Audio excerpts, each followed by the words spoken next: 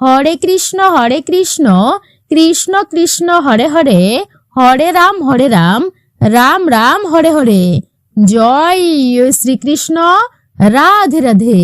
হর হর মহাদেব। মহাশিবরাত্রির দিন ভুল করেও আপনারা মুখে তুলবেন না এই একটি ফল।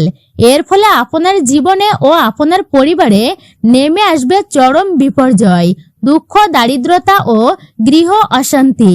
তাই আজকে আপনারা সাবধান হয়ে যান।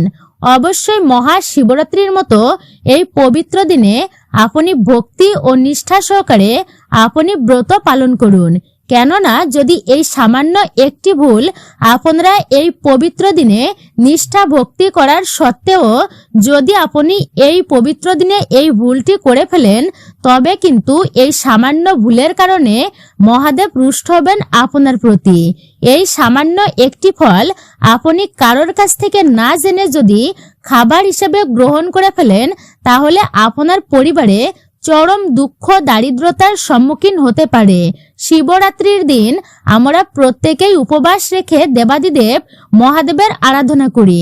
যাদের পক্ষে নির্জলা উপবাস রাখা সম্ভব নয়, তারা সামান্য ফল আহার বা একবার একটি ফল গ্রহণ করে উপবাস করে থাকি। শিবরাত্রির দিন সাধারণত প্রহরে প্রহরে শিবলিঙ্গের অভিষেক করা হয়, কিন্তু যাদের পক্ষে সারা রাত্রি জাগরণ করা সম্ভব হয় না, তারা প্রথম প্রহরে শিবলিঙ্গের অভিষেক করে তারপর সামান্য আহার গ্রহণ করে থাকেন। শিবরাত্রির উপবাসে ফল কিন্তু একটা প্রধান খাবারের মধ্যেই আসে এবং প্রত্যেকেই ফল গ্রহণ করেন, অথবা সাবু মাখা অনেকেই খেয়ে থাকেন। কিন্তু এই একটি ফল যদি আপনারা শিবরাত্রির দিন ভুল করেও গ্রহণ করেন, তাহলে আপনাদের উপবাস ভঙ্গ হয়ে যাবে। তাই অবশ্যই আজকের ভিডিওটি আপনারা সম্পূর্ণই শ্রবণ করবেন ভক্তিতে, একদমই স্কিপ করে নয়। সম্পূর্ণই আপনারা দেখুন। ভিডিওটি দেখার পর যদি ভালো লেগে থাকে অবশ্যই ভিডিওতে একটি লাইক করবেন এবং কমেন্টে অবশ্যই হর হর মহাদেব এবং আপনার পরিবার পরিজনদের বা নিকটস্থ সকলের মাঝে আপনি এই ভিডিওটি অবশ্যই শেয়ার করে দেবেন, যাতে তারাও উপকৃত হয়। নমস্কার, সবাইকে সুস্বাগত জানাই প্রিয় কৃষ্ণ দীপা এই চ্যানেলে। সকলে কেমন আছেন? নিশ্চয়ই ঈশ্বরের অশেষ কৃপায় সকলে ভালো আছেন, সুস্থ আছেন।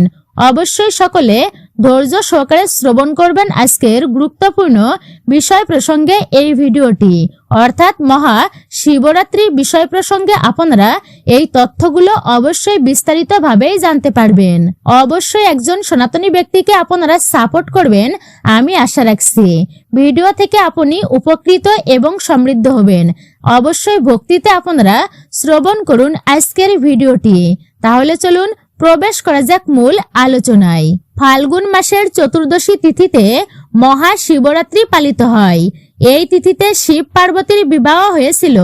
মহাশিবরাত্রির দিনে নিয়ম মেনে শিবের পূজা, ব্রত পালন ও মন্ত্র জপ করলে মহাদেব প্রসন্ন হয় অতীব। পাশাপাশি এই তিথিতে কিছু মন্ত্র জপের মাধ্যমে ক্যারিয়ারে ও ব্যক্তিগত জীবনে উন্নতি ঘটানো সম্ভব হয়। শাস্ত্রে শিবের মন্ত্র জপের বিশেষ কিছু নিয়মের উল্লেখ পাওয়া যায়। মনে করা হয় এই নিয়মগুলি মান্য করলে, মন্ত্র জপ করলে মহাদেব শীঘ্রই প্রসন্ন হয়। শাস্ত্র অনুযায়ী স্নানের পর স্বচ্ছ পোশাক পরে শিব পূজা অবশ্যই করবেন আপনারা। তারপর ধ্যান করে শিবের মন্ত্র জপ করুন। জ্যোতিষ অনুযায়ী শিবের একটি প্রভাবশালী মন্ত্রের মধ্যে অন্যতম 108 বার এই মন্ত্রটি জপ করলে ব্যক্তির মন ও মস্তিষ্ক শান্ত হয়, অকাল মৃত্যু পর্যন্ত নাশ হয়। এরই পাশাপাশি শিবের অশেষ কৃপা লাভ করা যায়, আশীর্বাদ প্রাপ্ত করা যায়। ওম রুদ্রায় ভগবতে নমঃ। অবশ্যই এই মন্ত্রটি আপনারা জপ করতে পারেন। ওম রুদ্রায় ভগবতে নমঃ। এই মন্ত্রটি অবশ্যই ভক্তি সহকারে আপনি জপ করুন এই বিশেষ দিনে। শাস্ত্রে এটি রুদ্র মন্ত্র নামেই পরিচিত। এই মন্ত্র শিবের কাছে তার ভক্তদের ইচ্ছা পৌঁছে দিতে সহায়ক। আর অবশ্যই আপনারা মহাদেবের মহামৃত্যুঞ্জয় মন্ত্রটি জপ করবেন। এর ফলে অকাল মৃত্যু নাশ হয়, জীবন থেকে অশুভ দূরীভূত হয়। মহাশিবরাত্রিতে মহামৃত্যুঞ্জয় মন্ত্র জপ করলে ব্যক্তি ভয়, মৃত্যু ও নশ্বরতা থেকে মুক্তি লাভ করেন। অবশ্যই আপনারা জপ করবেন এবং আপনারা শিব গায়ত্রী মন্ত্রও জপ করতে পারেন। ওম তৎপুরুষায় বিদ্মহে মহাদেবায় ধীমহি তন্ন রুদ্র প্রচোদয়াৎ। জীবনের সুখ শান্তি লাভের জন্য শিব গায়ত্রী মন্ত্র অত্যন্তই প্রভাবশালী। এই মন্ত্র জপ করলে ব্যক্তির জীবনে শান্তির সঞ্চার হয়। অবশ্যই আপনারা এই মন্ত্রটিও জপ করতে পারেন। শিবের এটি একটি মহা প্রভাবশালী মন্ত্র, আর সেই মন্ত্রটি হচ্ছে ওম পশুপতায় নমঃ। মহাদেবের এই মন্ত্রটি আপনি জপ করতে পারেন, এর ফলে মহাদেবের অশেষ কৃপা বর্ষিত হবে আপনাদের জীবনে। মহাদেব অত্যন্তই তিনি প্রসন্ন হন এবং আপন ভোলা, ভক্তের অল্প ভক্তিতেই তিনি মহাপ্রসন্ন। মহাদেব যাকে দেবের দেব বলা হয়েছে, সমস্ত দেবতাদের ঊর্ধ্বে যিনি। শিবের মন্ত্র জপের ফলে রাগ পর্যন্ত নিয়ন্ত্রিত হয়। রাগী ব্যক্তিরা মহাশিবরাত্রির দিনে আপনারা অবশ্যই মন্ত্র জপ করবেন। ওম অঘোরায় নমঃ, ওম তৎপুরুষায় নমঃ, ওম নমঃ শিবায়। অবশ্যই আপনারা যে কোনো একটি মন্ত্র ভক্তি সহকারে মহাদেবের মন্ত্র জপ করবেন। অত্যন্তই সুফল আপনারা প্রাপ্ত করতে পারবেন, মানসিক শান্তি পাবেন, আত্মিক উন্নতি হয়। পাশাপাশি মন্ত্র জপে ব্যক্তিকে শক্তিশালী করে, এমনকি জীবনের সুখ শান্তি ও অক্ষয় সমৃদ্ধি লাভ করা যায়। মহাশিবরাত্রিতে অবশ্যই ওম হং হং সহ এই মন্ত্রটি আপনারা জপ করতে পারেন। এটি জপ করার ফলে ভাগ্য বৃদ্ধি হয়, পাশাপাশি শক্তি ও জনপ্রিয়তা অর্জন করা যায়। শিবযোগে শিবরাত্রির পুজো শুরু করলে অসাধ্য সাধন সম্ভব। যারা শিবরাত্রির পুজো বা উপবাস করবেন, তারা সর্বপ্রথম সকালে গঙ্গাজল মিশ্রিত জলে স্নান করুন। এরপর হলুদ বস্ত্র পরে পুজোর প্রস্তুতি নিন। মন্দির বা বাড়িতে শিবলিঙ্গের সামনে গঙ্গাজল মেশানো জলের পাত্র রাখুন ও ঘিয়ের প্রদীপ আপনারা জ্বালুন। এরপর পঞ্চামৃত দিয়ে মহাদেবের অভিষেক করুন। অভিষেক শেষে শিবলিঙ্গে হলুদ চন্দনের প্রলেপ লাগিয়ে রলি দিয়ে 108 বার বা 11 বার আপনারা ওম লিখুন। এরপর হলুদ ফুল অর্পণ করে রুদ্রা অষ্টকম পাঠ করুন। সমস্ত গ্রহ নক্ষত্রকে নিজের জটায় ধারণকারী মহাদেবের পূজা শিবযোগে করলে মঙ্গল, শনি, রাহু ও কেতুর মতো নিষ্ঠুর গ্রহের দুর্যোগ কাটিয়ে ওঠা যায়। বর্তমানে অঙ্গারক যোগ ব্যাপ্ত থাকায় এই প্রভাব থেকে নিষ্কৃতি পাওয়ার জন্য শিবের পূজা অর্চনার পাশাপাশি অবশ্যই আপনারা এই বিশেষ মন্ত্রগুলি জপ করবেন। আর তা হচ্ছে নিজের জীবনের শান্তিও লাভ করা যায়। অবশ্যই আপনি এই মন্ত্রটি জপ করতে পারেন, মঙ্গল দোষ কেটে যাবে। ওম অঙ্গর অঙ্গারকায় নমঃ। অবশ্যই আপনারা এই মন্ত্রটি জপ করতে পারেন। ওম সং শনিশ্চরায় নমঃ। এই মন্ত্রটি জপ করে শনির অশুভ প্রভাব থেকে মুক্তি পাওয়া যায়। রাহুর দোষ থেকে মুক্তি পেতে অবশ্যই আপনারা ওম রাং রাহবে নমঃ এই মন্ত্রটি আপনারা জপ করতে পারেন। কেতুর দোষ থেকে মুক্তি পেতে আপনারা কেতুর বীজ মন্ত্র ওম কেং কেতবায় নমঃ এই মন্ত্রটি জপ করলে কেতুর দোষ দূরীভূত হয়। এরপর দুর্বল চন্দ্রের কারণে সৃষ্ট কষ্ট দূর করার জন্য পঞ্চামৃত দিয়ে চন্দ্রমৌলির অর্থাৎ শিবের অপর নাম আপনারা অভিষেক করুন। যেমন হচ্ছে এই সময় আপনারা জপ করতে পারেন ওম সোম সোমায়া নমঃ। অবশ্যই আপনি এই মন্ত্রটিও জপ করতে পারেন। ওম সোম সোমায়া নমঃ মন্ত্রটি আমি আরেকটি বারও বললাম। শিবযোগ ধ্যান ও সমাধির সমন্বয়ের বিশেষ সময়। এই সময় জপ করলে তার সিদ্ধি হয়। আবার সর্বাত্ম সিদ্ধি যোগে পূজা ও জপ করলে মনস্কামনা পূরণ হয়, তা সিদ্ধ প্রাপ্ত হয়। শিবরাত্রিতে শক্তির জাগ্রত স্বরূপ মর্তলোকেই থাকে। সর্বাত্ম সিদ্ধিযোগে নিজের মনস্কামনা পূরণের উদ্দেশ্যে এইভাবে ভোলানাথের অবশ্যই আপনারা পূজা অর্চনা করতে পারেন। বাড়ি বা মন্দিরে ওম নমঃ শিবায় এই মন্ত্রটি জপের মাধ্যমে পঞ্চামৃত দিয়ে শিবলিঙ্গের অভিষেক করুন। এরপর চন্দনের প্রলেপ লাগান। 21টি বিশুদ্ধ বেলপাতায় ওম লিখে নমঃ শিবায় এই মন্ত্রটি জপ করতে পারেন। আপনারা যদি না লিখেন তবে আপনারা এই মন্ত্রটি জপ করার সাথে সাথে 21টি বেলপাতা অর্পণ করুন শিবলিঙ্গে। ওই বেলপাতা অবশ্যই ভক্তিতে অর্পণ করবেন। বেলপাতা অর্পণের সময় নিজের মনস্কামনা বলতে একদমই ভুলবেন না প্রভু শিবকে। আমরা সনাতন ধর্মের প্রত্যেকটা ব্যক্তিরা সবাই অপেক্ষা করে থাকি মহাশিবরাত্রির এই বিশেষ দিনটির জন্য। মহাদেব ও মাতা পার্বতীর বিশেষ দিন হচ্ছে এটি। ভক্তের কৃপা লাভের জন্য বিশেষ এবং শ্রেষ্ঠ দিন বলা হয়েছে এটিকে। শিবরাত্রির রাত্রিবেলা প্রহার জাগরণের মাধ্যমে শিব ঠাকুরের পূজা অর্চনা করলে বাবা তার ভক্তদের ডাকে অবশ্যই সাড়া দেন এবং তাদের সকল মনস্কামনা পূর্ণ করেন। তবে এই ব্রত উপবাসের কিছু নিয়মবিধি থাকে, সেই নিয়মবিধিগুলো মেনেই কিন্তু শিবরাত্রি উপবাস করতে হয়। শিবরাত্রির দিন করা কিছু ভুলে আমাদের সেই উপবাস ভঙ্গ হয়ে যেতে পারে। তাই আজকের পর্বে আমি আপনাদেরকে অবশ্যই জানাবো, শেয়ার করব আপনাদের সাথে শিবরাত্রি সেই বিশেষ কার্যগুলো যা ভুলেও আপনারা করবেন না, এবং এই দিন কোন বিশেষ একটি ফল যা গ্রহণ করবেন না বিশেষ করে। তাহলে অবশ্যই আপনারা ভক্তিতে শ্রবণ করুন। এই বছর শিবরাত্রি মূলত কবে পড়েছে? এই বছর শিবরাত্রি পড়েছে 15ই ফেব্রুয়ারি। 15ই ফেব্রুয়ারি রবিবার দিন মহাশিবরাত্রি পড়েছে এই বছর 2026-এ। আপনারা প্রথমেই জেনে নিন মহাশিবরাত্রি ব্রতের তারিখ এবং সময়। পালনের সময় চতুর্দশী তিথি শুরু 15ই ফেব্রুয়ারি 2026 সন্ধ্যা 5টা 4 মিনিট থেকে। চতুর্দশী তিথি শেষ 16ই ফেব্রুয়ারি 2026 সন্ধ্যা 5টা 34 মিনিট পর্যন্ত থাকবে শিবরাত্রির তিথি অর্থাৎ চতুর্দশী তিথি। মহাশিবরাত্রি ব্রত পালনের সময় 16ই ফেব্রুয়ারি সকাল 6টা 33 মিনিট থেকে শুরু করে দুপুর 3টা 10 মিনিট পর্যন্ত। আপনারা এইবার জানবেন রাত্রির প্রথম প্রহরের পূজা কখন রয়েছে। সন্ধ্যা 6টা 11 মিনিট থেকে শুরু করে রাত্রি 9টা 23 মিনিট পর্যন্ত শিবরাত্রির প্রথম প্রহরের পূজা। রাত্রির দ্বিতীয় প্রহরের পূজা রাত্রি 9টা 23 মিনিট থেকে শুরু করে 12টা 35 মিনিট পর্যন্ত 16ই ফেব্রুয়ারি। রাত্রির তৃতীয় প্রহরের পূজা রাত্রি 12টা 35 মিনিট থেকে শুরু করে ভোর 3টা 47 মিনিট পর্যন্ত 16ই ফেব্রুয়ারি। রাত্রি চতুর্থ প্রহরের পূজা ভোর 3টা 47 মিনিট থেকে শুরু করে 6টা 59 মিনিট পর্যন্ত 16ই ফেব্রুয়ারি। আপনারা এত সময় জানলেন শিবরাত্রির প্রহরে প্রহরে পূজার সময়সূচি। শিবরাত্রির দিন সকালে স্নান ও পূজার পর ব্রতের সংকল্প করুন। সন্ধ্যায় পূজা করার আগে আবার স্নান করুন। 4 প্রহরে শিবের পূজা করুন। পঞ্চামৃত দিয়ে শিবলিঙ্গের অভিষেক করুন। সারা রাত্রি প্রদীপ জ্বালিয়ে রাখুন এবং চন্দনের তিলক লাগিয়ে শিবের আরাধনা করুন। বেলপাতা, ভাং, ধুতুরা, ফল ও মিষ্টি অর্পণ করুন।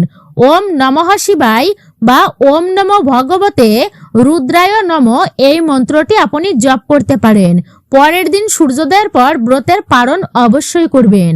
এবার আপনারা জানবেন এই শিবরাত্রির পূর্ণতিথিতে কোন কোন কাজ থেকে আপনারা বিশেষ করে বিরত থাকবেন এবং কোন একটি বিশেষ ফল আপনারা গ্রহণ করবেন না। প্রথম যে কাজটি থেকে আপনারা বিরত থাকবেন সেটি হচ্ছে সেই দিন অর্থাৎ শিবরাত্রির দিন ঝগড়া, কলহ, অশান্তি, বিবাদ একদমই করবেন না। পরিবারের সদস্যরা বিশেষ করে স্বামী স্ত্রী একে অপরের সাথে সেই দিন কোন রকম ঝগড়া বা ঝামেলা করবেন না বা দুজন দুজনকে কটু কথা শোনাবেন না। মনে রাখবেন এই শিবরাত্রির পূর্ণতিথিতে শিব শক্তির মিলন হয়েছিল। হর পার্বতীর বিবাহের দিন হচ্ছে এই মহাশিবরাত্রির দিন। তাই আপনি আড্ডা বা গল্পর ছলে হলেও এই দিন স্বামীর নিন্দা বা স্ত্রীর নিন্দা কারোর কাছে আপনারা করবেন না। স্বামীরাও স্ত্রীকে কোন রকম অপমানজনক কথাবার্তা আপনারা বলবেন না। এই দিন দুজনা মিলেমিশে থাকার চেষ্টা করবেন এবং আপনাদের মধ্যে যদি কোনো বিভেদ থাকে সেটিকে মিটিয়ে নিন। এই দিন বাড়ির যারা বয়স্ক ব্যক্তিরা আছে তারা অবশ্যই, যারা গুরুজন আছে তাদেরকে কোনো রকম খারাপ ব্যবহার তাদের সাথে করবেন না। আপনারা আপনার কোনো কথাই বা কাজে যেন বাড়ির কোনো বড়রা আঘাত না পায়। আপনি এই দিন অবশ্যই বিশেষ করে শিবরাত্রির ব্রত করেছেন, সংযমী হয়ে উপবাস রেখেছেন, পূজা অর্চনা করতে চান, তাহলে অবশ্যই আপনি এগুলি অবশ্যই কিন্তু ত্যাগ করবেন। আপনি কিন্তু এই ছোট্ট ছোট্ট জিনিসগুলির খেয়াল রাখুন। বাড়ির পরিবেশ অত্যন্তই সুস্থ এবং সুন্দর রাখুন, শুদ্ধ রাখুন বাড়ির পরিবেশ। আপনি অবশ্যই বাড়ির সবাইকে আদর এবং স্নেহে ভরিয়ে রাখুন।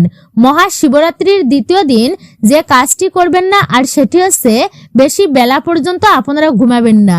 বিশেষ করে আপনারা দিবানিদ্রা একদমই যাবেন না এবং রাত্রি জাগরণের বিধি বলা হয়েছে শাস্ত্রে অবশ্যই রাত্রি জাগরণ করে শিবের পূজা অর্চনা আপনারা করবেন, শিব মন্ত্র জপ করবেন, শিবকে আপনারা স্মরণ করবেন। অবশ্যই আপনারা সকাল সকাল ঘুম থেকে উঠবেন, অর্থাৎ সকাল সকাল আপনারা শয্যা ত্যাগ করবেন।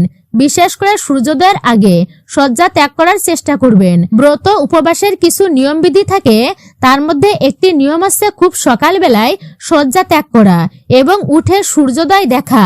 যদি আপনি চান আপনার ব্রত খুবই সুন্দরভাবে সম্পূর্ণ হোক, তাহলে বেশি বেলা অবধি না ঘুমিয়ে সকাল সকাল শয্যা ত্যাগ করে আপনার যেটি কাজ আছে সেটিকে করে নিয়ে যত তাড়াতাড়ি সম্ভব স্নান সেরে নিন। সেই দিন স্নানের জলে আপনারা সামান্য পরিমাণের কালো তিল মিশিয়ে স্নান করতে পারেন। এতে আপনাদের মন শান্ত হবে এবং আপনি চেতনার বৃদ্ধি ঘটাতে পারবেন। তাই সুস্থ থাকার জন্য স্নানের জলে সামান্য পরিমাণের কালো তিল মিশিয়ে আপনারা স্নান করতে পারেন। এর ফলে আপনাদের চারপাশে যে নেতিবাচকতা আছে তারা আপনাকে স্পর্শও করতে পারবে না। আপনি এক পজিটিভিটি ফিল করবেন আপনার ভিতরে। এবং তারপরে শুদ্ধ বস্ত্র পরে নিন এবং শুদ্ধ বস্ত্র পরে সারা গায়ে মাথায় এবং ঘরের সর্বত্র স্থানে গঙ্গাজল ছিটিয়ে দিন এবং তারপরেই দেবাদিদেব মহাদেবের আরাধনা করবেন। চেষ্টা করবেন সেই দিন যত বেশি সম্ভব দেবাদিদেব মহাদেবের আরাধনা করার।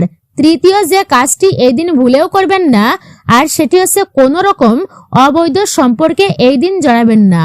অবৈধ সম্পর্ক ক্ষণিকের জন্য আকর্ষণীয় এবং রোমাঞ্চকর মনে হলেও পরবর্তীকালে সম্পর্কের জেরে কঠিন পরিস্থিতির সম্মুখীন হতে হবে আপনাকে। পরিবারে অশান্তি হবে। আর মহাশিবরাত্রির পূর্ণতিথি এটি এতই পবিত্র দিন হচ্ছে এতটাই। আর এই দিনে স্বামী স্ত্রীর দিন বলা হয়েছে বিশেষ করে। এই দিন স্বামী ও স্ত্রী দুজনেই মিলে মহাশিবরাত্রির ব্রত করুন, কারণ এই দিন হর পার্বতীর মিলনের দিন। যদি আপনাদের মধ্যে সামান্য দূরত্ব এসে থাকে, আপনারা যদি একসাথে মহাশিবরাত্রির ব্রত করেন, শিব পার্বতীর পূজা অর্চনা করেন মহাশিবরাত্রির দিনে, তাহলে আপনাদের মাঝে দূরত্ব মিটে যাবে। আর যদি কোনো অবৈধ সম্পর্কে জড়িয়ে থাকেন বা সেই রকম ভাব মনে এসে থাকে, তাহলে মহাশিবরাত্রির দিন সেটিকে মন থেকে একেবারেই মুছে ফেলুন। অবৈধ সম্পর্ক কাউকে কিছু দেয় না, বরঞ্চ অনেকের থেকে অনেক কিছু কেড়ে নেয়। মান সম্মান নেয়, সম্পত্তি এবং মনের শান্তি সমস্ত কিছুই কেড়ে নেয়। এই সমস্ত সম্পর্কে থেকে অবশ্যই আপনারা দূরে থাকবেন। অবশ্যই বেরিয়ে আসবেন যদি কোনো ব্যক্তি এমন ধরনের সম্পর্কে লিপ্ত থাকেন। সবসময় আপনারা দূরে থাকবেন এমন সম্পর্ক থেকে এবং সর্বদাই নিজেকে বিরত রাখবেন। আপনারা মহাশিবরাত্রির পূর্ণতিথিতে অবশ্যই এটি খেয়াল রাখবেন যে কোনো রকম কোনো সম্পর্ক যদি থাকে সেটি একেবারেই মন থেকে ঝেড়ে ফেলুন এবং স্বামী স্ত্রীর সম্পর্ক মজবুত অটুট করার চেষ্টা করুন। আপনারা ভুলেও এই দিনে এই কার্যটি করবেন না। আপনার বাড়ির দরজা থেকে কাউকে সেই দিন তাড়িয়ে দেবেন না। আপনার বাড়ির দরজায় সেই দিন যদি কোনো ভিক্ষুক অসহায় মানুষ আসে বা বিকলাঙ্গ কোনো মানুষ এসে, আপনারা যে কোনো অবস্থাতেই হোক না কেন তাদেরকে কিন্তু তাড়িয়ে দেবেন না। আপনার সাধ্য সামর্থ্য অনুযায়ী অবশ্যই সাহায্য করুন।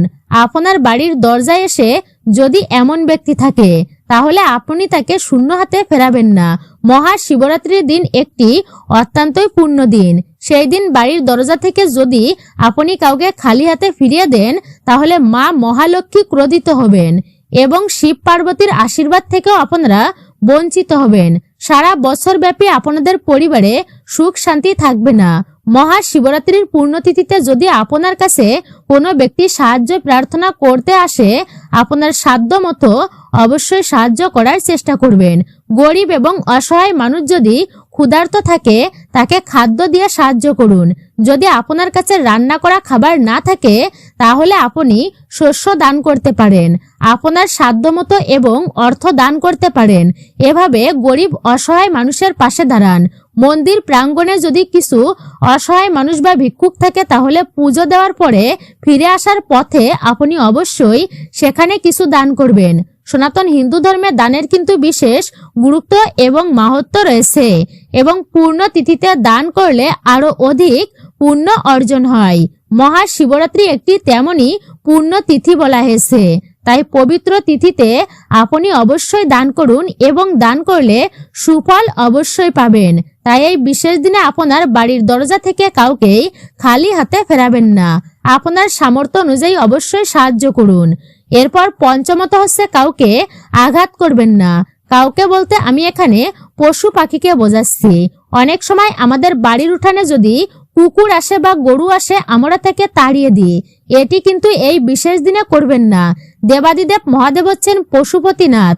আপনি দেবাদিদেব মহাদেবের আরাধনা করছেন, এদিকে বাড়ির উঠানে গরু আসলে তাকে দূর দূর করে তাড়িয়ে দিচ্ছেন।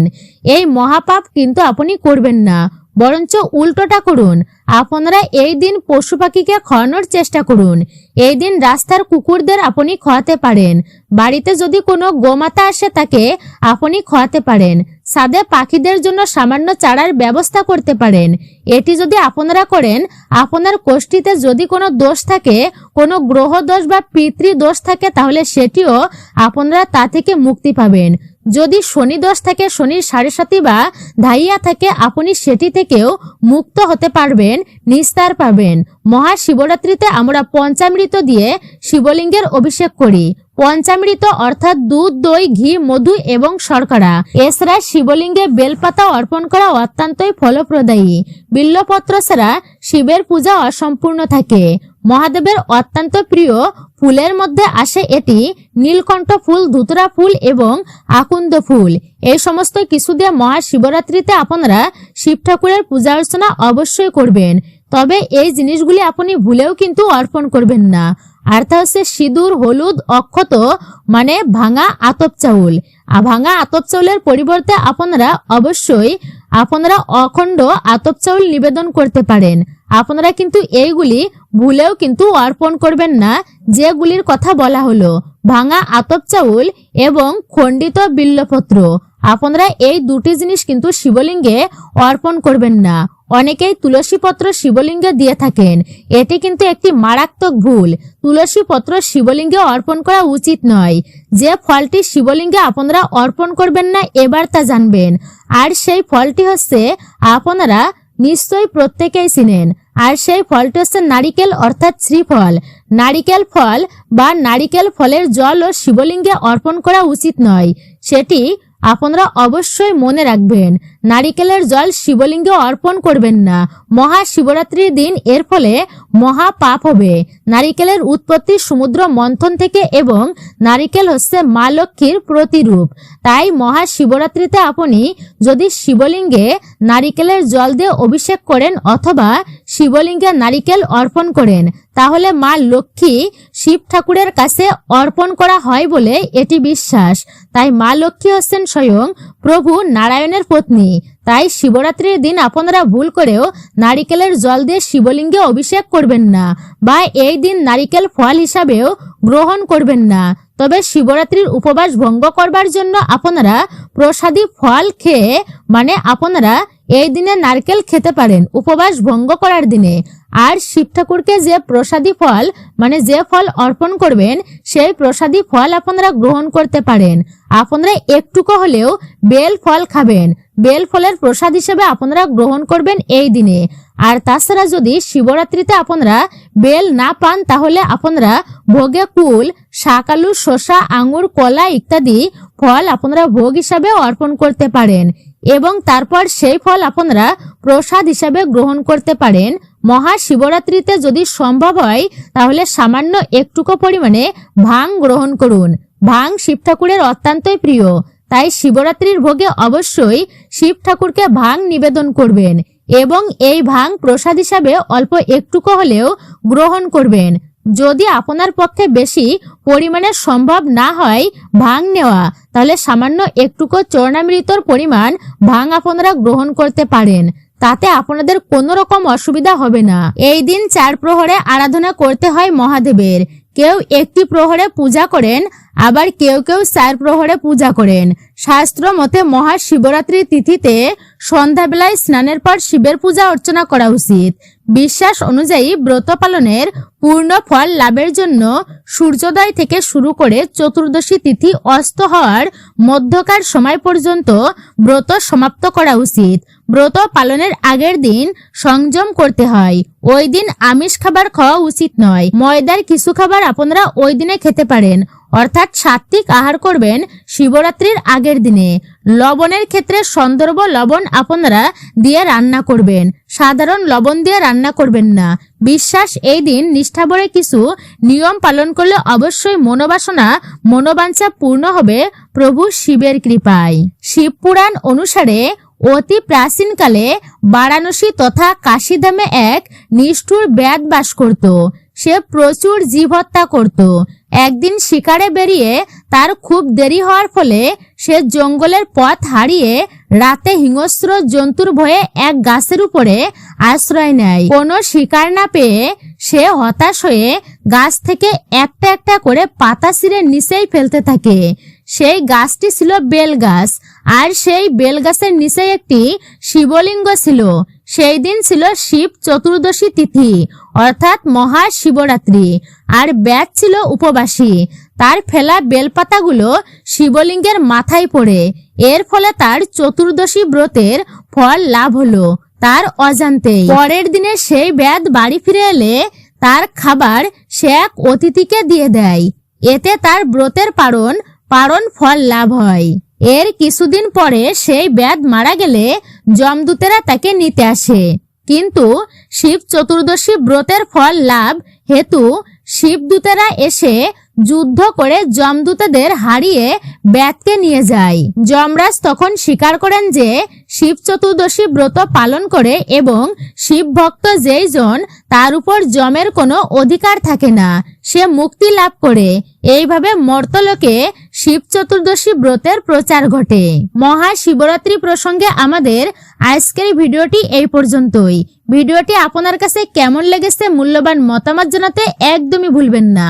আর আপনি যদি আমাদের চ্যানেলে অর্থাৎ কৃষ্ণপ্রিয়া দীপা এই চ্যানেলের নতুন দর্শক হয়ে থাকেন বা এই প্রথমবার ভিডিও দেখছেন, বিনীত অনুরোধ করব আমাদের চ্যানেলটি সাবস্ক্রাইব করবেন, পাশে থাকার নোটিফিকেশন বেল আইকনটি অল করে দিবেন।